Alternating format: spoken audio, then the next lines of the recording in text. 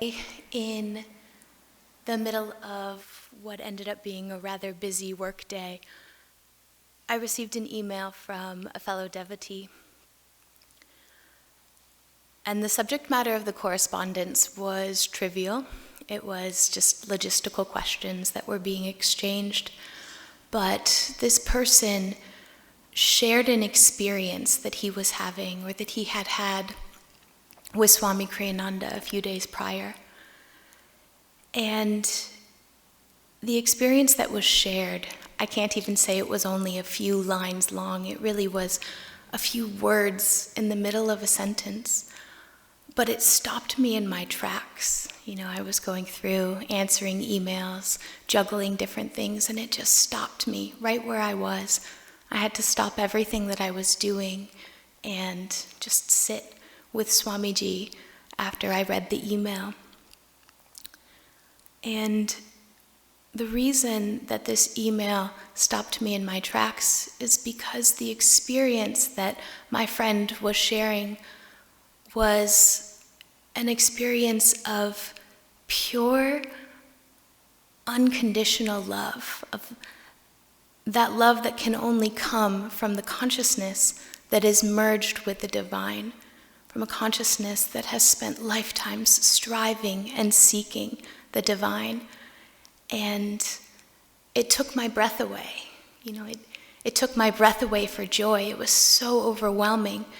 Not only the joy that Swami Kriyananda, his presence still so tangible and so real that this person could feel that love, but also the gratitude that my friend was open to receiving that love, and even that I was open to receiving it. That through this channel of a friend just sharing a brief experience, just hearing a song by Swami Kriyananda and waking up to that joy, as I said, it took my breath away. I could feel that love and that energy. And I realized, I've spent the last few days, I've had the great privilege of giving much of my time over the last 2 days to Swami Kriyananda, visiting him through his books, reading The Path and Light Bearer and My Heart Remembers, listening to talks, singing his music, sharing in the stories that my teachers and mentors have experienced with Swamiji.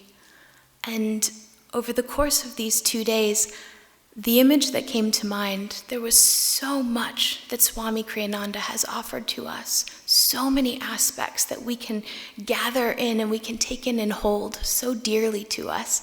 I had the image of a little 2-year-old or 3-year-old gathering up all her stuffed animals and trying to waddle down the hallway, and they're dropping and picking them up and just holding these precious little gifts that are so close. And the moment that I read that email, it was as if all those treasures, all those stuffed animals just dropped, because the only thing that mattered, the only thing that I could experience that moment was that pure love, was that joy, all the teachings, all the smiles, all the laughter. This morning on Shurjo and Narayani's Instagram page, they shared a story. It was only about they shared a video that was about 90 seconds long, that was clipped together, just Swami Kriyananda laughing at various places, just over and over again. I must have watched it 10 times until I could feel myself laughing with that same joy, laughing in God along with him. These are all treasures that we get to hold because of the example of the man that was Swami Kriyananda. But Swami Kriyananda is not limited by the actions and the memories and the books and the songs that we have, because the legacy of Swami Kriyananda has no beginning and no end. It is a wave of consciousness that is constantly moving out into infinity. It is a wave of consciousness that has been cultivated by the desire to authentically know God, to constantly raise our energy, or in this case, his energy, to that place of knowing the divine. Because when we sit in that presence of the divine, the very essence of our nature becomes to share outwardly. So Swami Kriyananda, his legacy is the vibration that is Ananda, that vibration of pure consciousness that is joy, Sat Chit Ananda. And through the examples, through the stories, through everything that we have to share in the life of Swami Kriyananda, the gift that we are given is that opportunity to authentically search for God within our own hearts, to awaken our own consciousness and lift our vibrations up to that place of joining him in that wave of pure love. There's a story that I heard a few months ago of a hunter who was in the forest hunting birds, and one day he found that there were no birds left to hunt. He couldn't find them anywhere, and so he was walking through the forest trying to find the birds, and he came across a man standing in the middle of an opening in the forest, arms stretched out up to the sky, and the birds swirling around him in joy, dancing with him. And the hunter, in his state of consciousness, thought, this is where I can come to find the birds. And so he said, what I'll do is I'll mimic this great saint. I'll mimic his actions and his vibration, and I'll attract the birds to me so I can have my sport and enjoy my hunting. And day after day he came out and held his hands up just like he saw the saint, trying to mimic that vibration. And slowly over time, the birds started coming. And more, they started swirling and dancing around him. And finally, he'd accomplished his mission. But what he found in the process is that by mimicking this great saint, his consciousness had changed so intensely that he no longer wanted to hunt the birds, that he wanted to be one with that joy. He wanted to be one with the birds dancing and singing around him. This is the opportunity that we have through everything that we've experienced with Swami Kriyananda. It's to look at the images, to look at the videos, to read the stories, and to always mimic this great teacher we have standing in front of us, this great teacher who has given us our whole armload full of treasures. But all of these treasures are leading to one place. They're leading us back home to that oneness with God, through that authentic desire to know God and to share God with everyone.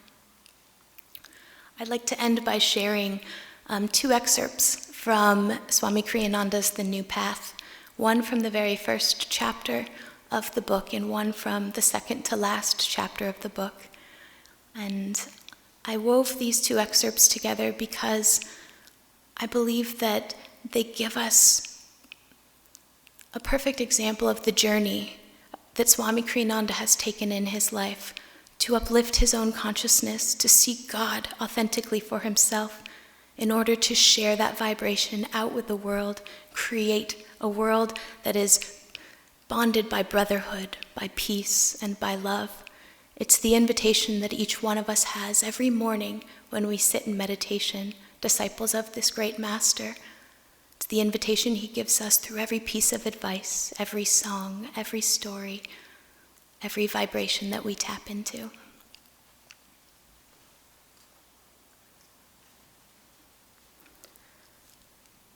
Everyone in the world is a pilgrim. He comes alone, treads his chosen path for a time, then leaves once more solitarily. His is a sacred destination, always dimly suspected, though usually not consciously known. Whether deliberate or by blind instinct, directly or indirectly, what all men are truly seeking is joy. Joy infinite, joy eternal, joy divine. Most of us, alas, wander about in this world like pilgrims without a map. We imagine joy's shrine to be wherever money is worshipped, or power, or fame, or good times. It is only after very distant roaming that, disappointed at last, we pause in silent self-appraisal. And then we discover, perhaps with a shock, that our goal was never distant from us at all. Indeed, never any farther away than our own selves. This path we walk has no fixed dimensions. It is either long or short, depending only on the purity of our intentions. Walking this path, we yet walk it not, for the goal, being inward, is ours already. We have only to claim it as our own. The spiritual energy that develops at Ananda extends beyond its boundaries. Thousands in America and abroad find in Ananda's example the inspiration and also the practical direction for spiritualizing our own lives. Often, as I stand and gaze out over the green fields, woods, and rolling hills at Ananda, I am reminded of the poem I wrote not long before I came to Master. Set in the legendary golden era of Lord Rama, whose kingdom of Ayodhya in ancient India was a place of universal harmony, peace, and brotherhood. Thus may all men learn to live in peace, brotherhood, and harmony wherever their paths lead outwardly. For now, as then, true divine peace is possible only when people place God and spiritual values first in their own lives. June in Ayodhya. Listen, fair June is humming in the air, and Ram's Ayodhya sings of lasting peace. The growing grass nods heavy on the wind, patient till cutting time. The hay is stored, the fields spring up from adolescent plants, laughing flowers, berries, and graceful corn. In the orchards, every hand is quickly busy to catch the ripest fruits before they fall. Men's hearts are strong with the perfected strength that smiles at fences, lays aside old hates, nurtures true love, and finds such earnest pleasure in seeking truth that every private mind seems drawn to virtue like public saints. The women's words are soft with kindliness, their children answer with humility. Even the men are like so many fawns, modest and still, sweet with complete respect. June in Ayodhya is so roused with joy, the earth can scarcely keep its boundaries, swelling with energy and waking strength till not a mountain, not a valley sleeps, straining to burst and flood the wind and flood the world with laughter. Such harmony flows everywhere when men, with grateful hearts, offer their works to God. Then brotherhood needs no enforcing laws, no parliaments, no treaties sealed in fear. True peace is theirs to whom the Lord is near. Let us take these gifts that Swami Kriyananda has offered to us, seek God earnestly and authentically in our hearts, so that we may build a land of peace, brotherhood, and joy together.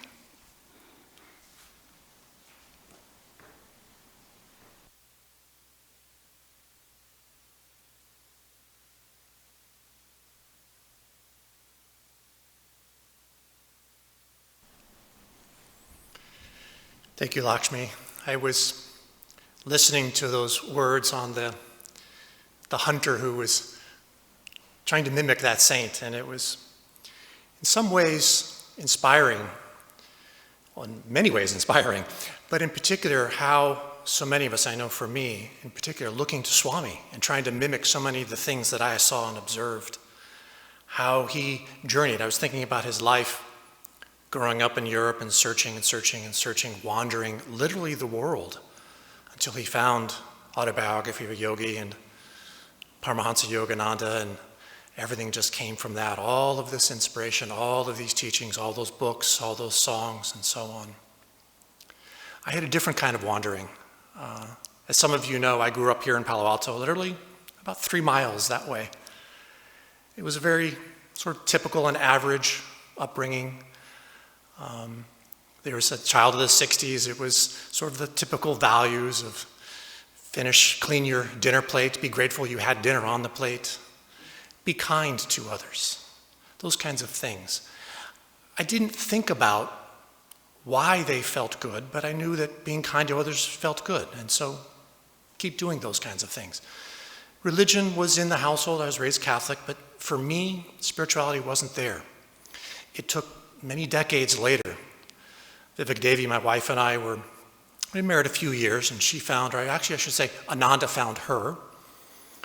And I participated a little bit, trips to Expanding Light on personal retreat.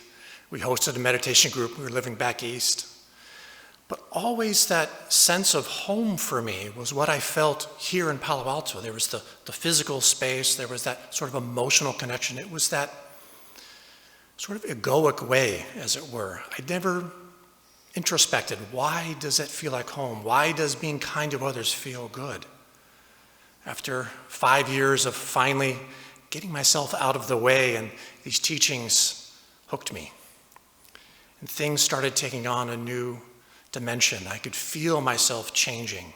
I could look at all of the people. This was 20 odd years ago. Swami was still around. I had the opportunity to be with him in the room a number of times.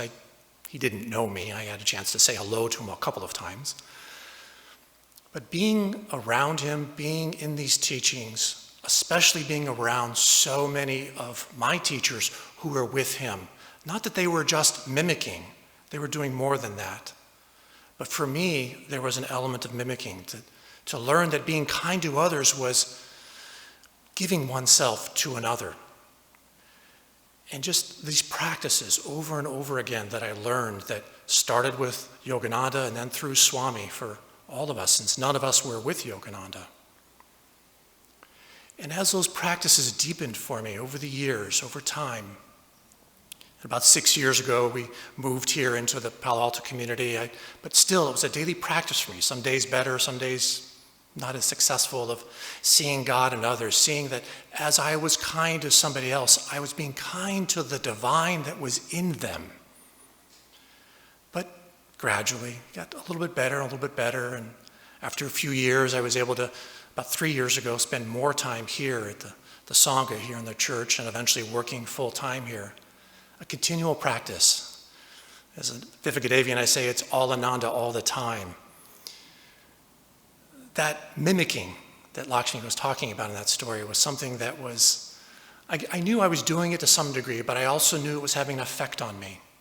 Maybe not anywhere close to the degree that Swami was, but watching him, watching those who had watched him, doing that kind of mimicking, and that being kind to others, giving myself into the divine of others, seeing the divine everywhere. Ultimately, what I realized I could see in Swami through all the tapes, all the videos, that yearning that Devi talked about in that video a little bit ago. Swami wasn't just being kind, as an example, because of the divine in all of us, but because of the divine that was in him that he fully recognized. And I recognized, for me, that was the hardest place to see the divine within me. I could see it more readily in others. Keep practicing it, keep doing that. Keep mimicking Swami to find that divine within me. In that sense, as we moved here to Palo Alto, there was the geographic home that I'd always felt, but it felt a different kind of home. There was a completeness there. Being with my Guru Bhais certainly was an opportunity to practice that all Ananda all the time. But as I kept these practices every day, as much as I could, every moment of every day, being kind to others, recognizing that divinity within me, every meditation, every chant, like those ones that Biraj sang, finding that divine with me is that, I shouldn't say just finding, seeing and experiencing that divine everywhere around, that I am just a part, center everywhere, circumference nowhere. That's the part that is so inspiring for me, that mimicking of Swami, that wants me to keep going, to keep searching, that yearning that I want to yearn as well, that I didn't have when I was just being kind as a young child. In a moment, Saganash is going to sing a song here. It's one of many that Swami talked about, of that searching, that wandering. I can look back and see my wandering was different. I still have more wandering to go, perhaps, but that yearning, that searching, that finding God everywhere, that peace that comes from that. I hope that's for all of us. Blessings to you.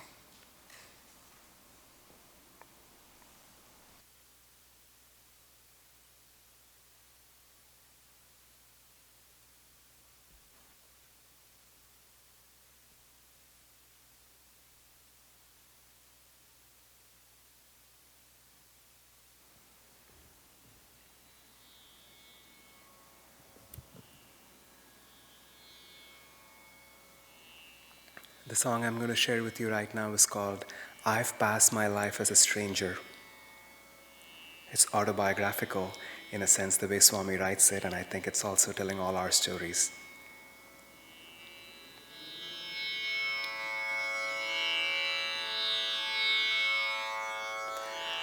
I've passed my life as a stranger, Lord, roamed far in foreign lands, far, Lord, far, too far. Only He who knows He's far from home, only He, Lord, understands. Only He who knows He's far from home feels the earth and understands. Sometimes a stranger did take me in, then love I thought was near. Love, Lord, where is love? Like the winds upon the desert sands, whisper hope, then disappear. Like soft winds breathe on the desert sands, so love sighs, then disappears.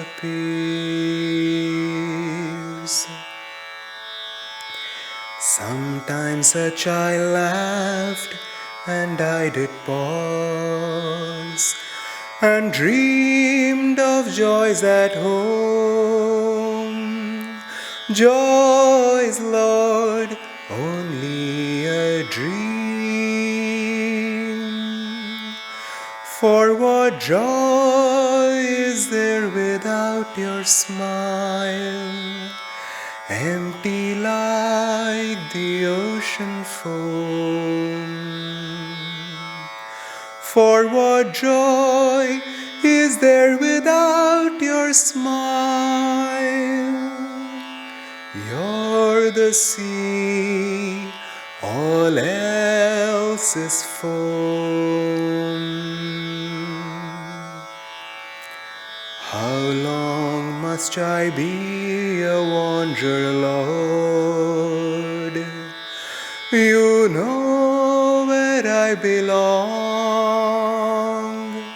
You know, Lord, yes, you know.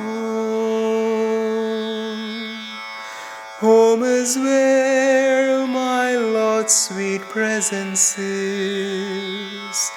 I've grown tired of stranger songs. Home is where my Lord's sweet presence is. Bless me that I hear your songs.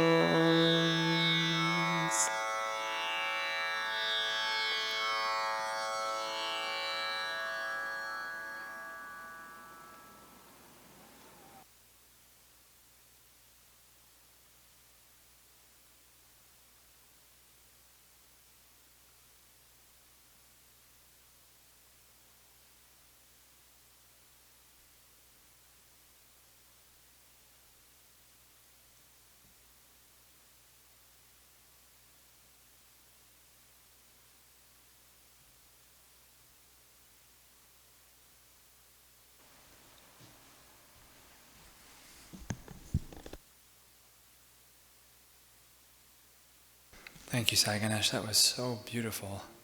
Thank you, everyone, so far. This has been so touching. That song, "How Long Must I Be a Wanderer, Lord," is Swamiji's song, of course, but it's also the song of all of our souls, all of our hearts. There's that undercurrent soul call cry to God that knows that this is not our home. And as he puts in that music, I've grown tired of strangers' songs. That for how many incarnations we've sung melodies that are not our own, melodies that are foreign to our hearts, to our minds. But we sing them nonetheless. We try. And there comes a point when we begin to feel that those melodies do not reflect our hearts, and we begin searching. And Swami Kriyananda gave to me the courage to sing the melody of my own heart. And he gave the mystic thread for me to pull upon, to unravel the mystery of my own nature, to reveal that melody within myself. In the Greek myth of Theseus wanders into the labyrinth that no man has ever escaped from to slay the minotaur of his own limitations, his own animal tendencies. But he takes with him the blessing of his guru, which is the golden thread, which he always carries with him, feeling it running through his hands. And after he's done the deed and he's conquered his animal tendencies, he follows that golden thread home. And that's what Swami Kriyananda gave to each one of us, is he gave that golden thread, that if we can keep that golden thread of his consciousness in our fingertips, in our hearts, that thread which he wove through every piece of music, through every word of every book, through every word that he uttered in every lecture, through every smile, in the song of his laughter, the thread of his consciousness is always guiding us home. It's always guiding us back to where we truly long to be. And in the midst of that great journey, Swami has given us hope. He has given to us a memory of our long lost home in God. And when we listen to his music, I'm sure in all of us there stirs a part of our hearts that remembers that consciousness and yearns to be one with it once again. And that memory wakens within us when we sing his music, when we tune into his consciousness. And I am heartened by that, because my whole life I've wandered as a stranger, Lord, and felt that I was a stranger in a strange land here in this world. And I tried to wear the masks of the world, of material achievement, of possession, of success. But they're all foreign to our face. But Swamiji's work, his life as a disciple, is always calling us to remember our true soul nature. And as we tune into that memory of our true self calls and awakens within us joy along that journey home. And it becomes not a journey of sorrow and bleeding feet, but it becomes one of greater and greater joy and remembrance of our true self. I had a revelation yesterday, chanting the chant, "Desire, my great enemy," which Yogananda said was to overcome all material desires. And I realized that so often we think that our material desires define who we are. That who would I be if I didn't like this color over that, if I didn't desire this car over that, if I didn't have this accomplishment nor that aversion, what would be left? But quite to the contrary, when I was chanting that chant, I felt my heart shuffling off the chains of desire, the burden of materialism, and I found myself expanding. And in that expansion of my heart, I realized that I was becoming more of myself. And that's what Swami Kriyananda's life is constantly giving to us. is that invitation to become more of ourselves. I'd like to close now by singing one of Swamiji's songs that's less performed, or at least it has been in my life. And it's from the Celtic Harp series. And he wrote it, he said, for all the Irish immigrants who had to leave Ireland and go to a foreign land. But we're all immigrants who had to leave our home in God and are wandering in a foreign land. And all of our hearts are calling out for those emerald hills of God's consciousness. And as the song says, the memory of that isle of union with God soothes our brain and brings joy to every mile. So as I sing this song, let's feel that this is the song of our hearts on our long but ever increasingly joyful journey home in Him.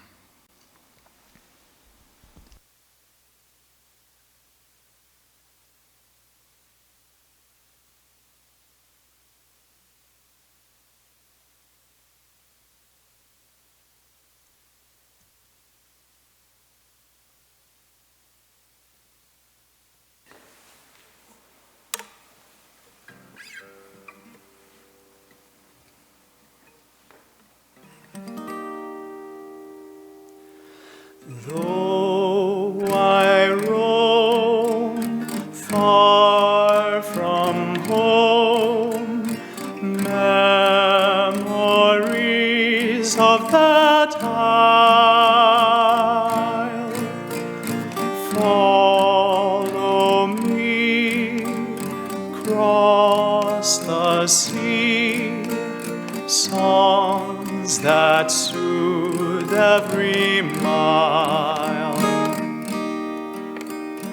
Far away, though I stray,